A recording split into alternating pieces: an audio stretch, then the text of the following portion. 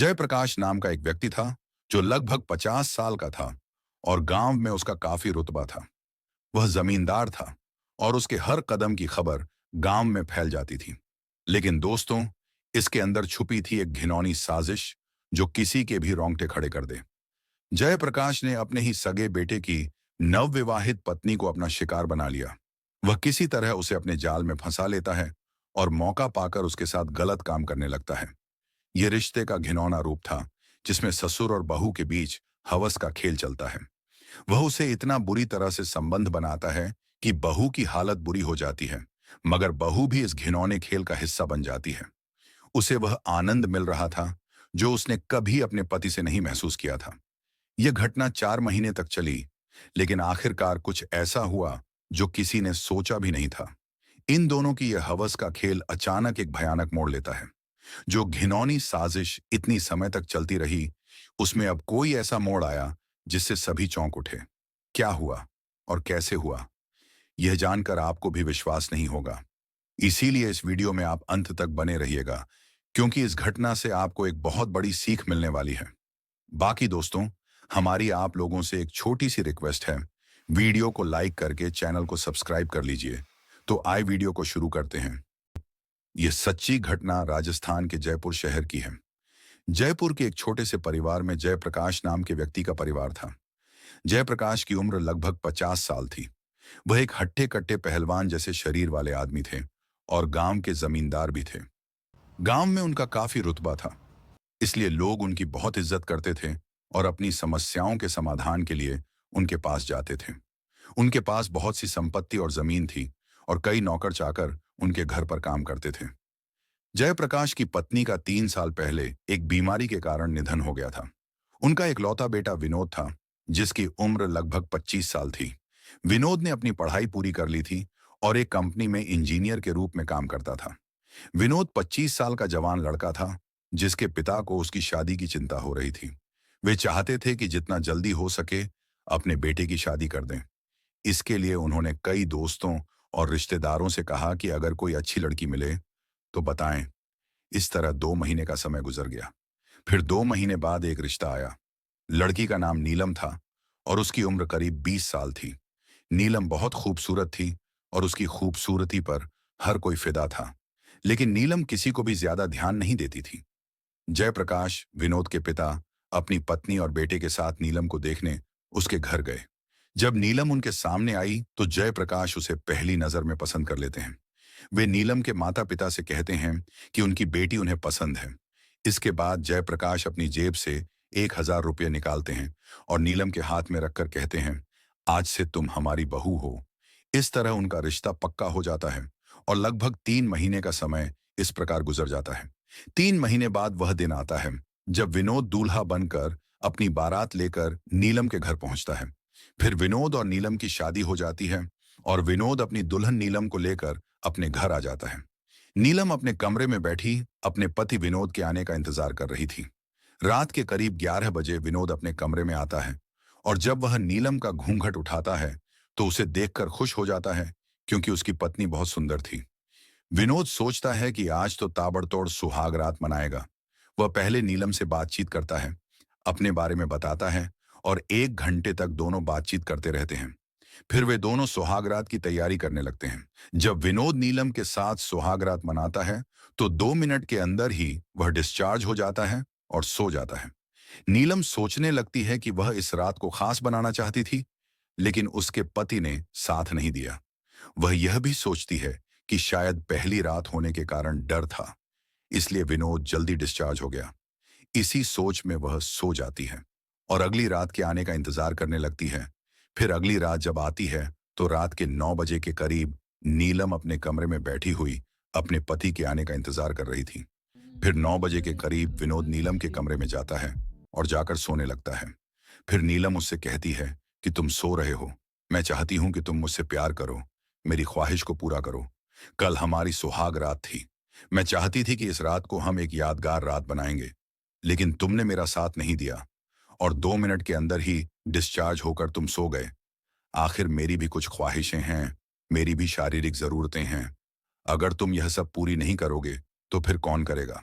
फिर विनोद उससे कहता है कि मुझे नींद आ रही है, मैं थका हुआ हूं, तुम भी सो जाओ, मैं भी सो रहा हूं। अब नीलम उसकी बात मान जाती है और वह भी सोने लगती है। विनोद रोज कोई ना कोई बहाना बनाया करता था। वह नीलम से कहता था कि कभी मुझे नींद आ रही है, कभी मैं थका हुआ हूं, कभी मेरी तबीयत खराब है। अब इस तरीके से 7 दिन का समय गुजर जाता है। एक दिन रात के 10 बजे के करीब नीलम विनोद से लड़ने लगती है। उसको तरह तरह की बातें सुनाती हैं और उससे कहती है कि तुम नामर्द हो, तुम्हारे बस की कुछ नहीं है, तुमने मेरी जिंदगी बर्बाद कर दी है, मैं कहीं की नहीं रही हूं। अगर मुझे पता होता कि तुम ऐसे हो तो मैं तुमसे शादी ही नहीं करती।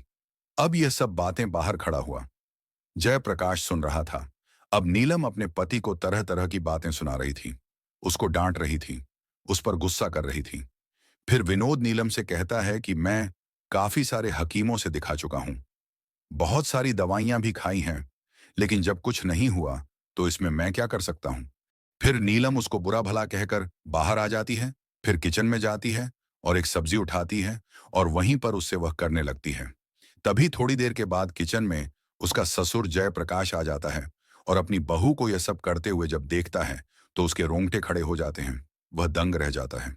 नीलम भी जब अपने ससुर को देखती है तो अपने ससुर से शर्मा के वह भी अपने कमरे में जाकर सो जाती है।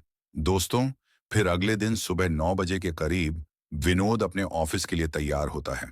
उसकी पत्नी उसे टिफिन देती है और वह अपने ऑफिस के लिए चला जाता है। फिर नीलम किचन में जाती है और खाना बनाने लगती है। तभी थोड़ी देर के बाद जयप्रकाश आता है और एक जगह बैठ जाता है और अपने नौकर से कहता है कि तुम मेरे सर की मालिश करो। फिर उसका नौकर उसके सर की मालिश करने लगता है। तभी जयप्रकाश अपने नौकर से नीलम को सुना सुनाकर तरह तरह की अश्लील बातें करने लगता है। वह अपने नौकर से कहता है कि जब हम जवान थे, हमारे अंदर बहुत ताकत थी, बहुत जोश था। जिसको भी हम एक बार जकड़ लेते थे तो उसे छोड़ते नहीं थे। जिसकी भी हमने ख्वाहिश पूरी करते थे, वह बार बार अपनी ख्वाहिश पूरी करने के लिए आया करती थी। नीलम जब अपने ससुर की इस तरह की बातें सुनती है तो वह हंसने लगती है। तभी थोड़ी देर के बाद जयप्रकाश अपने नौकर से कहता है कि तुम थैला उठाओ और मार्केट चले जाओ और मार्केट से कुछ सब्जियां लेकर आ जाओ। फिर उसका नौकर मार्केट चला जाता है। तभी थोड़ी देर के बाद जयप्रकाश अपनी बहू नीलम से कहता है कि बहू, मेरे सर में थोड़ा दर्द हो रहा है, तुम मेरे सर की मालिश कर दो। फिर नीलम अपने ससुर के पास आती है और तेल से अपने ससुर के सर की मालिश करने लगती है। जयप्रकाश को काफी आनंद आ रहा था, उसे काफी उत्तेजना हो रही थी। वह धीरे धीरे करके नीलम के नजदीक आ रहा था और नीलम भी उसका कोई विरोध नहीं कर रही थी। अब जयप्रकाश का हिम्मत बढ़ चुका था और एक ही झटके में अपनी बहू को अपने आगोश में ले लेता है, उसे बाहों में भर लेता है और उसे गोद में उठाकर बेडरूम में लेकर चला जाता है।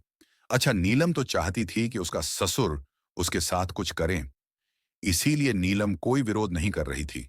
अब बेडरूम में जाकर इन दोनों का हवस का खेल चालू हो जाता है। अब इस तरीके से दोस्तों, जब 2 घंटे गुजर जाते हैं तो फिर यह दोनों अलग हो जाते हैं। अब इन दोनों को जब भी मौका मिलता था, ये एक दूसरे के साथ इसी तरीके से गलत काम किया करते थे। दोस्तों, अब नीलम को अपने ससुर से संबंध बनाते बनाते लगभग 4 महीने का समय गुजर जाता है। 4 महीने के बाद एक दिन नीलम की तबीयत खराब हो जाती है। उसकी तबीयत इतनी खराब होती है कि उसे उल्टियां लगने लगती हैं और उल्टियां रुकने का नाम नहीं लेती हैं। तभी उसके पास उसका पति विनोद आता है और अपनी पत्नी से कहता है कि तुम ठीक हो, तुम्हारी तबीयत तो ठीक है। फिर नीलम उससे कहती है कि मेरी तबीयत खराब है और मुझे दवाई की जरूरत है। तभी विनोद पास के ही एक हॉस्पिटल जाता है और वहां से एक लेडी डॉक्टर को बुलाकर घर ले आता है। वह लेडी डॉक्टर जब नीलम का चेकअप करती है और विनोद से कहती है कि तुम्हारे लिए एक खुशखबरी है कि तुम बाप बनने वाले हो। अब विनोद जब उस लेडी डॉक्टर की बात सुनता है तो दंग रह जाता है, उसके होश उड़ जाते हैं और यह सोचने लगता है कि मैं तो अपनी पत्नी के साथ कुछ किया ही नहीं है, तो वह प्रेग्नेंट कैसे हो सकती है।